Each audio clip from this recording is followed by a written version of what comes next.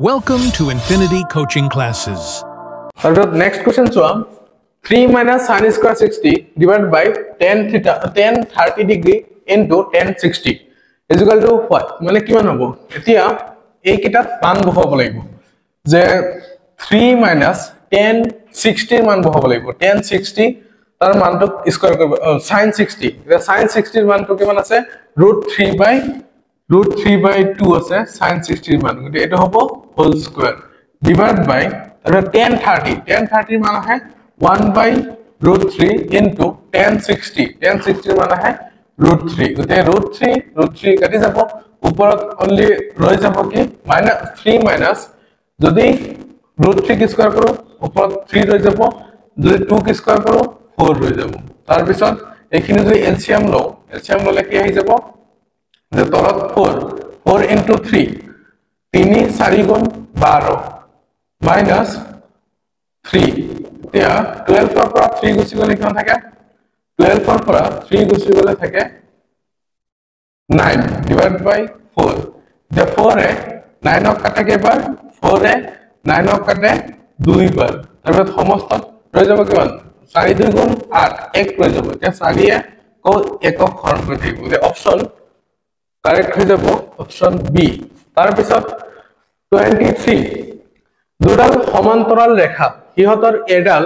-5x + 7y = 2 হলে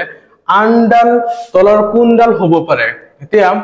তলৰ সমীকৰণটোৰ লগত ওপৰটো আমি কি কৰিব লাগিব অনুপাত কেটা মিলাই যাব লাগিব এতিয়া প্ৰথমটোত আমি যেতিয়া ৰেখা দুডাল সমান্তৰাল হয় তেতিয়া সমান্তৰাল হোৱাৰ শৰ্তটো কি আছিল সমান্তৰাল হোৱাৰ শৰ্তটো আছিল যে a1/a2 = b1/b2 not = c1/c2 এতিয়া a1/a2 এতিয়া প্ৰথমটো যদি অপচন লও প্ৰথমটো অপচনৰ কাৰণে a1 আছে কিমান -5 a2 আছে কিমান -10 = তাৰ পিছত b1 আছে কিমান 7 আকৌ b2 আছে 14 তাৰ পিছত = c1/c2 c1 আছে 2 তাৰ পিছত c2 আছে -4 কাৰণ যদি +4 টো ইফালে যাও -4 হ'ব এতিয়া ইয়াত ৰৈ যাব কিমান 1/-2 ইয়াত ৰৈ যাব কিমান 1/2 ইয়াত ৰৈ যাব কিমান 1/2 এটো মাইনাস কাটি গলে তাহলে 1/2 = 1/2 কিন্তু not = 1/-2 গতিকে প্ৰথম অপচনটোৰ লগতে মিলি আছে যে এইটো সমীকৰণ আৰু এইটো সমীকৰণ যদি লও তেতিয়া কি হ'ব ৰেখা দুডাল সমান্তৰাল হ'ব গতিকে অপচন এ হৈ যাব কাৰেক্ট তাৰ পিছত 24 নম্বৰ যে তলৰ কোনটোৰ কোনো বাস্তৱ মূল নাথাকে এতিয়া কোনো বাস্তৱ মূল নাথাকে এতিয়া কোনো বাস্তৱ মূল নাথাকে কেতিয়া নাথাকে যেতিয়া নেকি b² - 4ac টো কি হ'ব যে শূন্যতকে লেস দেন হ'ব মানে যদি শূন্যতকে সৰু পাই যাও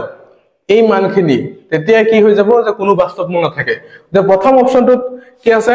যে b ৰ মান আছে 0 তাৰ পিছত b ৰ মান 0 আছে -4 into a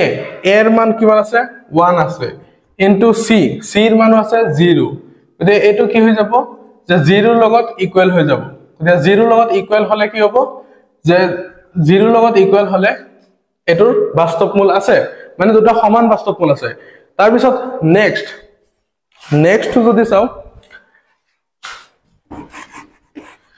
নেক্সট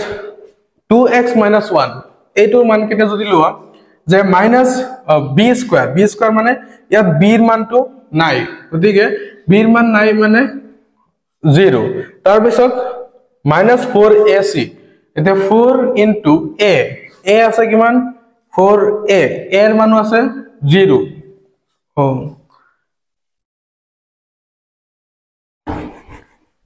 সৰি ইয়াত b ৰ মানটো আছে a ৰ মানটো নাই গতিকে b ৰ মান আছে যেহেতু 2² - 4 into a ৰ মান আছে 0 into c ৰ মান আছে -1 -1 এতিয়া যদি এইখিনি ক্যালকুলেশন কৰো চাও কিমান আহে মান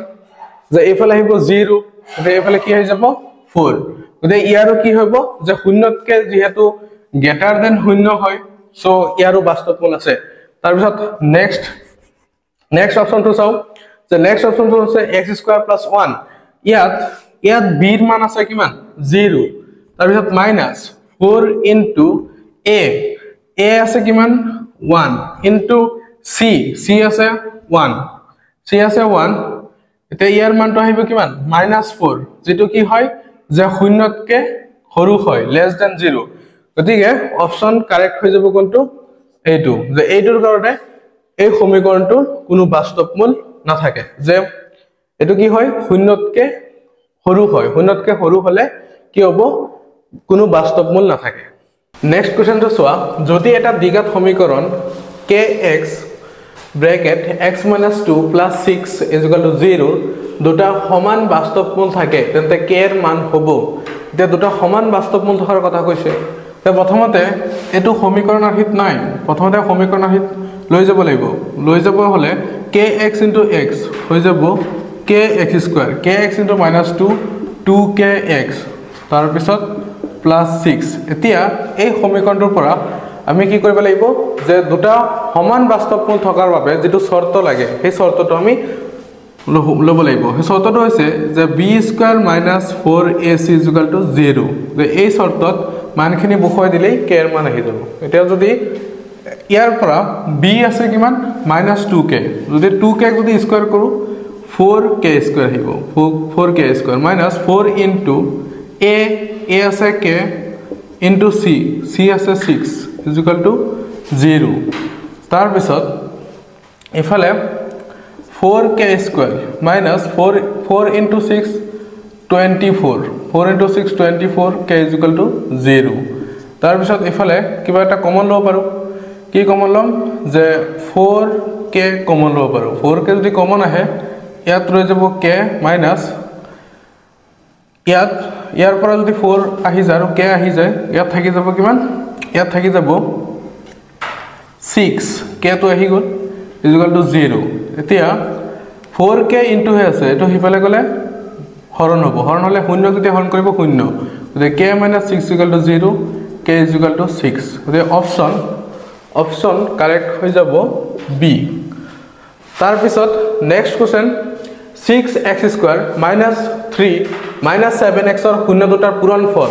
তে শূন্য দুটাৰ পূৰণফল বুলি কৈছে তে শূন্য দুটাৰ পূৰণফল আমি কি জানো যে আলফা * বিটা c/a শূন্য দুটাৰ পূৰণফল তেতিয়ালে c কিমান আছে এই সমীকৰণটোত এইটো -3 অকলে থকা যেটো সংখ্যা এটো হৈছে ধ্ৰুবক পদ যাক c বুলি কোৱা হয় c টো হৈছে -3 তে -3 ডিভাইড বাই a আছে 6 তে -3 যদি 6 ক কাটে 1/2 মাইনাসৰ 1/2 গতে আলফা * বিটা মাইনাসৰ 1/2 option B correct next question so যে k এৰ কি মানৰ বাবে তলৰ ৰৈখিক সমীকৰণজোৰৰ অসীম সংখ্যক সমাধান থাকিব যে অসীম সংখ্যক সমাধান থকাৰ কাৰণে আমি এটা শৰ্ত পাইছিলো যে শৰ্তটো আছিল যে a1/a2 = b1/b2 = c1/c2 এই অপশনটো প্ৰথমতে এইখিনি মান লও যে a1/a2 = b1/b2 এতিয়া a1 কিমান আছে a1 আছে k আৰু a2 আছে 12 = b1/b2 b1 আছে 3 আৰু b2 আছে কিমান k গতিকে এতিয়া ক্ৰস মাল্টিপ্লাই কৰো k * k মানে k² = 3 * 12 মানে 36 এতিয়া যেহেতু আমাৰ k এৰ মান লাগে k² না লাগে গতিকে এটো লব পাৰো প্লাস মাইনাস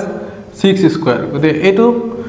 স্কয়ার এটো যদি কাটি দিও তাহলে k = কি আহিব plus minus 6 the option c হৈ যাব কারেক্ট তাৰ পিছত নেক্সট কোৱেশ্চনটো চোৱা যে তলৰ কোনটো বহুপদ ৰাহি মানে ইয়াৰ অপচন আছে 4টা যে প্ৰথমটো অপচন আছে 1/x² + 2x + 19 b আছে 1/x + 19 c আছে x² + 2x + 19 আৰু d আছে √x + 19 গতিকে বহুপদ ৰাহি হ'ব হলে কি হ'ব লাগিব যে এটো আহিত হ'ব লাগিব যে ax² bx + c = 0 এটো আহি গতিকে এটো আহিত অনলি আমি দেখা পাইছো কি যে c নম্বৰটো কাৰণ c নম্বৰটোত a এৰ মান আছে 1 b এৰ মান আছে 2 আৰু c এৰ মান আছে 19 তে বহুপদ ৰাহি হৈ যাব অপচন c তাৰপিছত 28 0.00012 প্ৰামাণিক ৰূপটো হ'ল এটা প্ৰামাণিক ৰূপ মানে 12 into 10 to the power 4 গতে এটো নহব 12 into 10 to the minus 4 এটো নহব যদি -4 ল তেতিয়া দশমিক গড়টো অনলি 4 কৰি ফলে আহিব গতে 12ত নাহে তাৰ পিছত সি নম্বৰটো আছে পয়েন্টটো ইয়াত আহি যাব ইয়াত আহিলে যেহেতু দশমিক গড়টো বাওফলৰ পৰা হুফালে 5 গড় আহিছে গতিকে কিমান হৈ যাব যে 10 to the power -5 গতে option C will be correct. তাৰ পিছত 29 x to the power m square minus 1 plus 3x to the power m/2 এটা বহুপদ m এটা যত কৈছে কি এটা ধ্ৰুৱক এতিয়া m ৰ কি মানৰ বাবে ই এটা ত্ৰিঘাত বহুপদ হ'ব এতিয়া ত্ৰিঘাত বহুপদ হ'ব হলে ত্ৰিঘাত বহুপদৰ আৰ্হিটো এনেকুৱা যে ax³ plus bx square plus cx plus d is equal to 0 গতে এইটো আৰ্হিত নিব হলে